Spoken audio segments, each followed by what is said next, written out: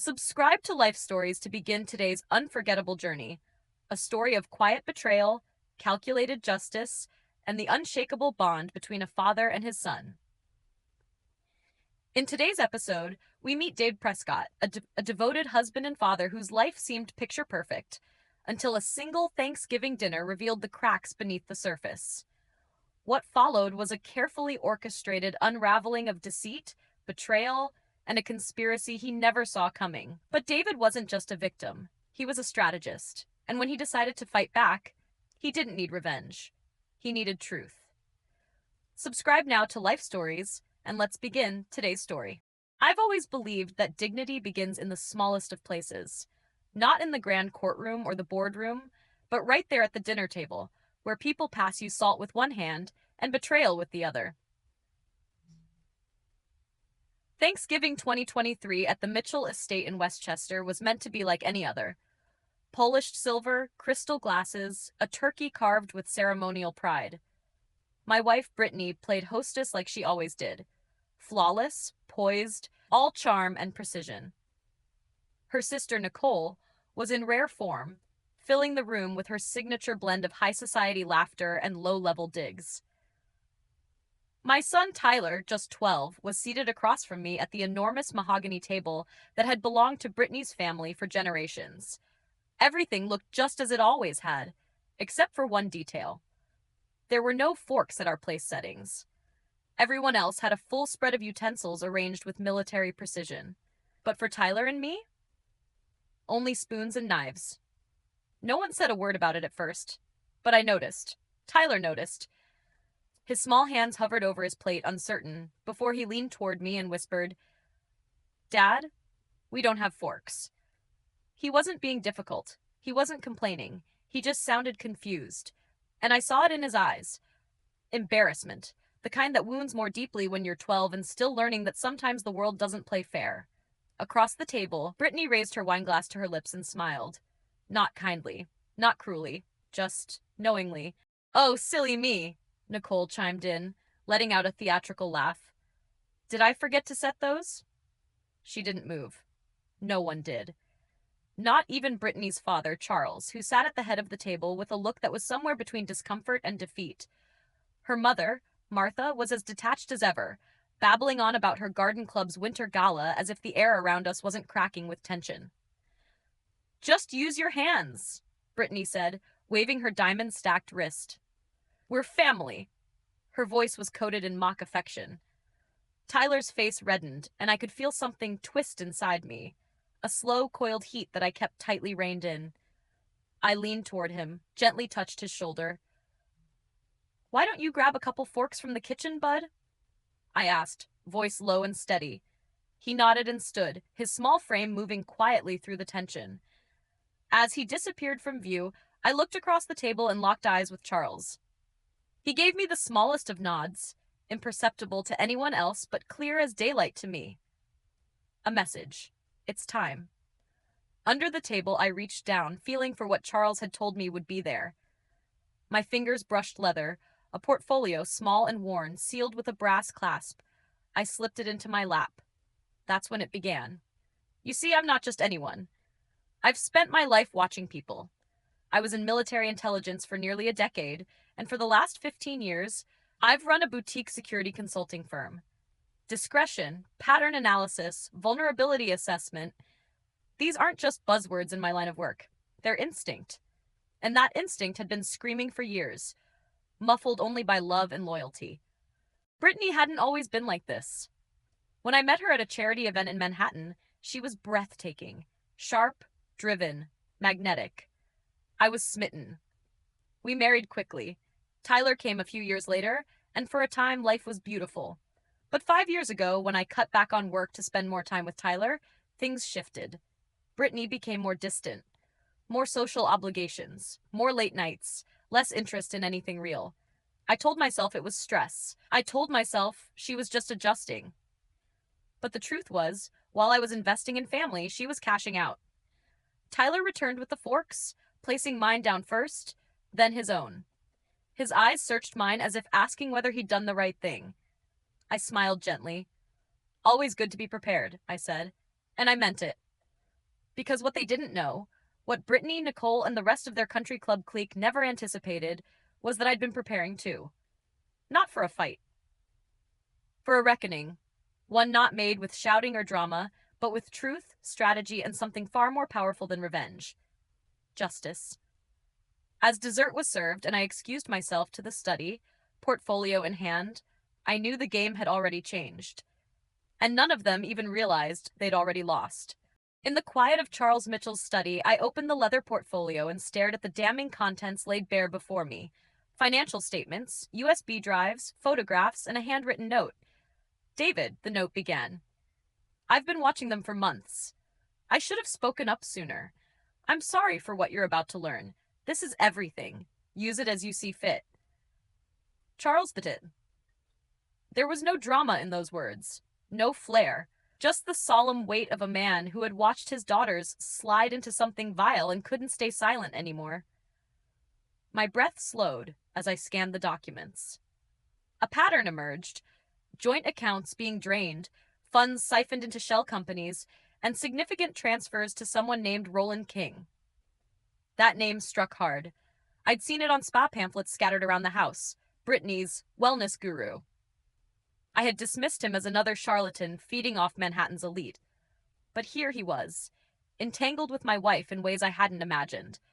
The photographs removed any doubt.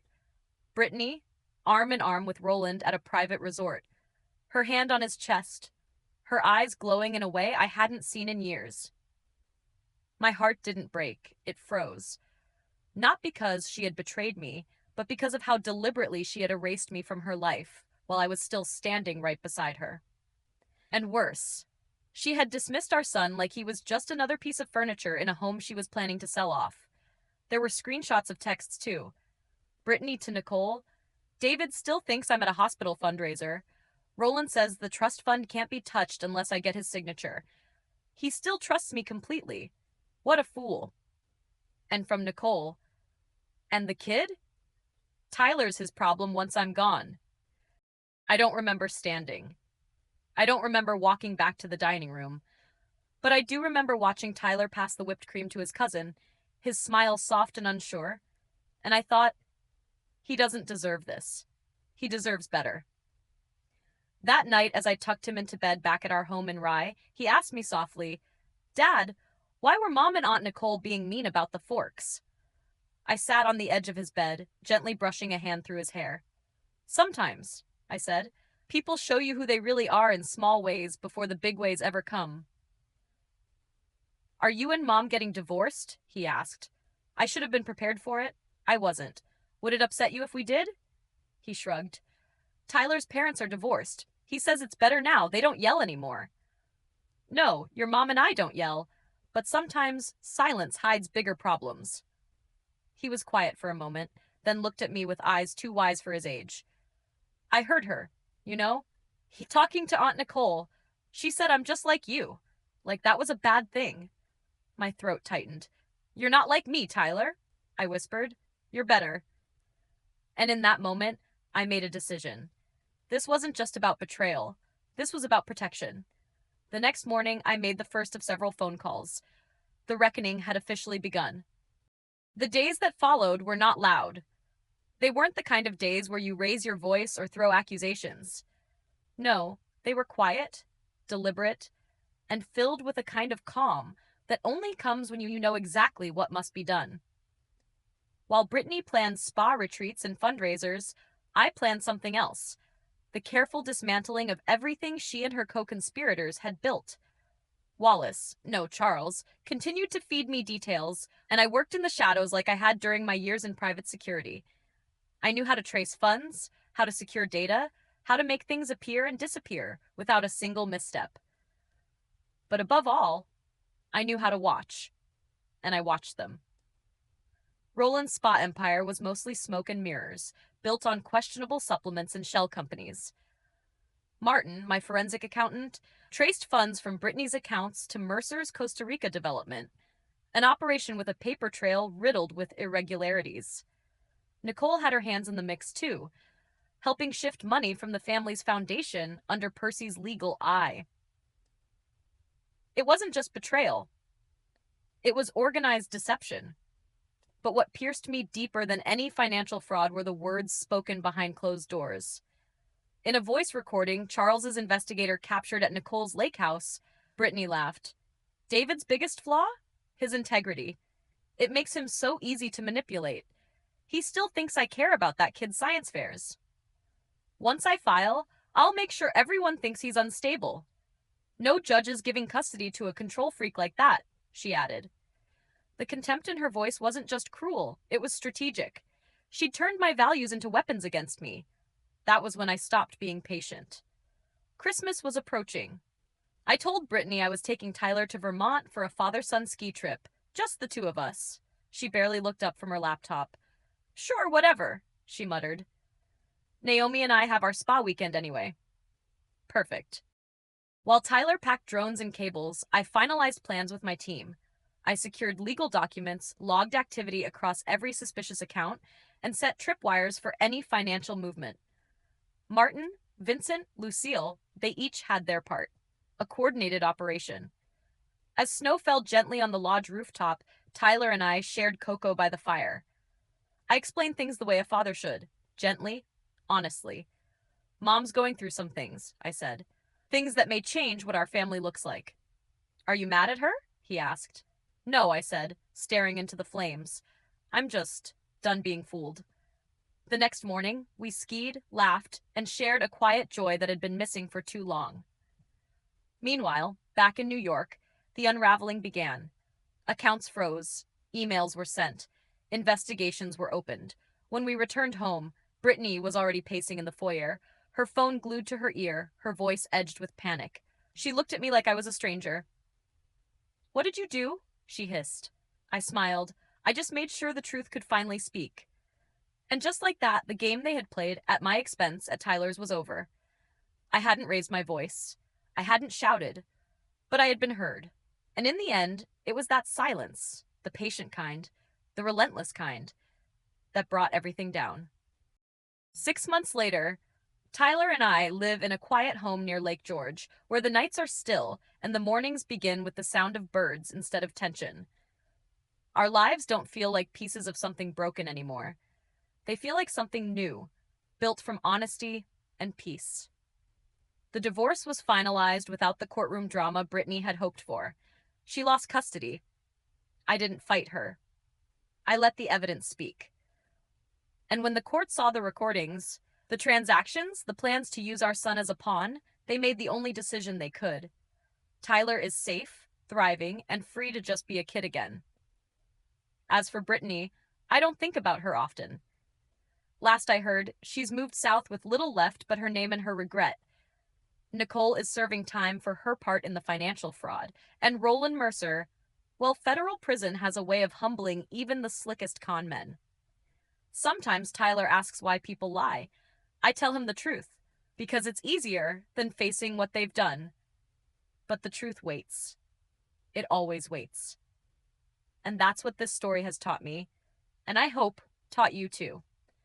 That silence isn't always surrender, that kindness isn't weakness, and that when betrayal comes, you don't have to burn the world down to be heard. You just have to hold your ground and let the truth rise. If this story moved you, if you've ever faced something that forced you to rebuild, to rediscover who you are, I hope you'll remember, you are not alone. Thank you for being part of this journey. Subscribe to Life Stories for more powerful, true-to-life journeys of love, loss, resilience, and quiet strength. New stories every week. We'll see you in the next one.